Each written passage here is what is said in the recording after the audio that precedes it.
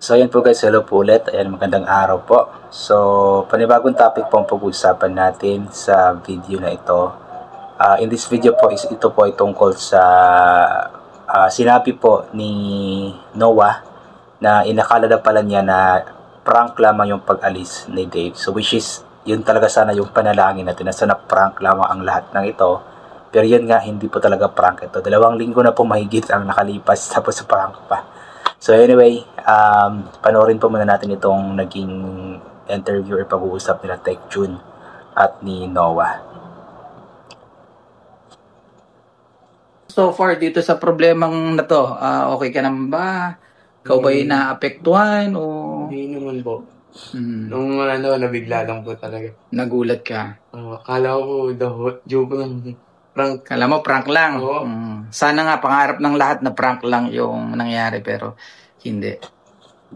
So paano mo hinahandle yan? Parang ano yung nare-realize mo, Kuya Noah, dito sa mga nangyari? Nung una po to, parang panaginip lang po talaga.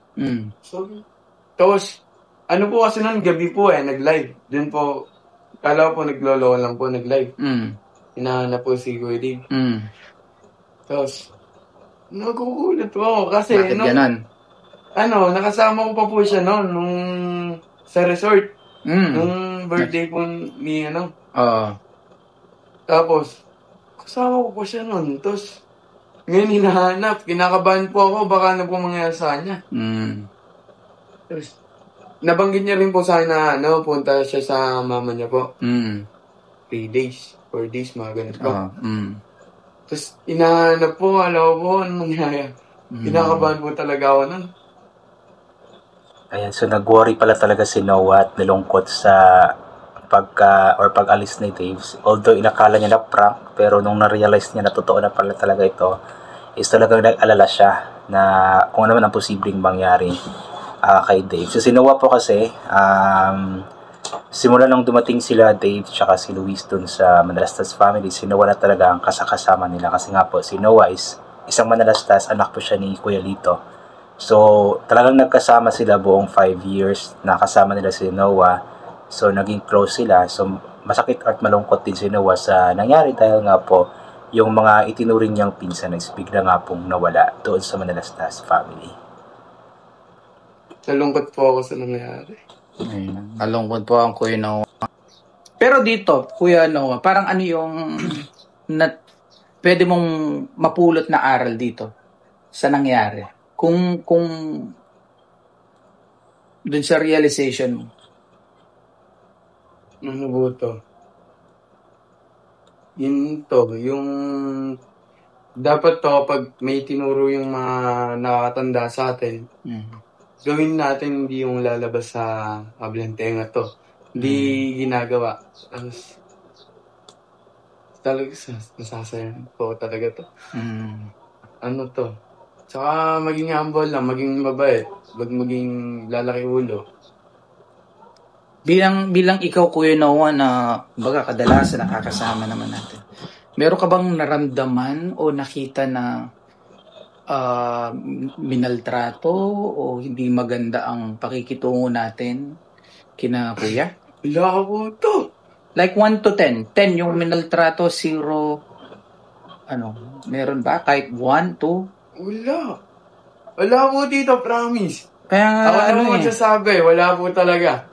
Napakasaya po namin nagsasama-sama dito. Kain po kayo kung kakain talaga. Dami po namin kinakain dito. Baka pinag-ihigpitan kayo sa pagkain. Hindi po. Napakarami mo na. Anli po dito sa rep. Anli. Katekram, kaya nga kami po sobrang natatawa na nalulungkot na bakit ganon na lang nila gustong sirain yung pong imahe na meron naman na yun naman po ever since ang tagal naman na po naming ganon. Tapos itong mga taong hindi naman dito tumira, hindi naman dito alam mo yun, hindi naman nakasaksi sa kung anong meron kami. Sila pa yung parang malakas ang ganang magsalita. Ano Kuya Noah, sa tingin mo yung pangungunsinte, okay ba yun? Halimbawa, naglalaro ka ng basketball. Maganda naman yung basketball, di ba? Kaso kakalaro mo ng basketball, tawag dito, napapaaway ka na. O kaya naman, hindi ka na nakakauwi ng maaga. O kaya sa paglaro ng basketball, napapasok na yung pustahan. Ganyan. Sa tingin mo, makakatulong ba kung halimbawa may gagabay sa'yo, sasabihan ka kung ano yung mga pagkakamali mo? Okay ba yan? Sa tingin mo, paghihigpit ba yun sa'yo? Hindi naman dito. No, sa tingin mo ba, sinasakal ka ba nun? Kasi, Hindi, nakakatulong pa nga po yun eh. di ba? Kaya nga nakakapagtaka kung limbawang pagsabihan ka na doon ka mapapabuti, pinipili mo na lang talaga mapaham. So yun nga po yung pag-uusap nila Tech June at ni Tech Noah about nga po sa issue na ito. And so nakakatuwa din si Noah na kasi marami din siyang mga realization sa buhay. Kumbaga marami siyang aral na napupulot din sa mga bagay-bagay na nangyayari sa kanilang pamilya ngayon. Sabi pa nga niya na every time daw po na may sasabihin yung matatanda na ituturo ay dapat sundin daw po ito at huwag lamang ipa-diretso sa kabilang tenga, kumbaga. So tama po yun, maganda yun. Tapos huwag daw maging mayabang, dapat humble lamang daw po palagi. So maganda, napalaki talaga ng maayos ng Manalastas family, especially ni Kuya Lito itong si Noah, kasi ano siya magaling siya mag-isip, matured mag-isip. And regarding naman sa pagkukonsinte, sabi niya na kung may kung may maggagabay sa kanya sa mga bagay-bagay na mali, tapos tuturuan siya ng tama, is mas nakakatulong pa daw po sa kanya iyon at hindi siya nasasakal. So very good Noah. Nakakatuwa lang din na ganito na yung pag-iisip ni Noah ngayon. At sabi nga po nila na si Noah daw po talaga, even though isa siyang totoong Manalastas, pero talagang nahihiya talaga siya na wala siyang makuhang achievement sa school, kaya talagang ginagalingan niya ang kanyang pag-aaral, at mas lalo nang ginagalingan niya ang kanyang paglalaro ng basketball. At I believe naging MVP yata itong si Noah, or nakasali siya sa mga tawag niyan liga sa Maynila. Ayan.